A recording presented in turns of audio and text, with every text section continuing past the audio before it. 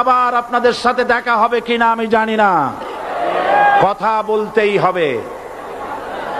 বসেন, কেউ দাঁড়িয়ে থাকবেন না। আমি দেখতে পাচ্ছি বাংলাদেশের ভাগ্য আকাশে উত্তর গগনে কালো মেঘ জমা হয়েছে, ঝড়ের পূর্বাভাস লক্ষ্য করছি। যদি মোকাবেলা করতে না পারেন সক্ষম ভাবে, এমন অন্ধকার গাঢ় কালো অমাবস্যার রাত আসতে পারে যার সুবে সাদেক হওয়া অসম্ভব। সুতরাং আপনারা কি কাপুরুষের মতো কাফের মুশরিকদের গোলামি করে মরতে চান?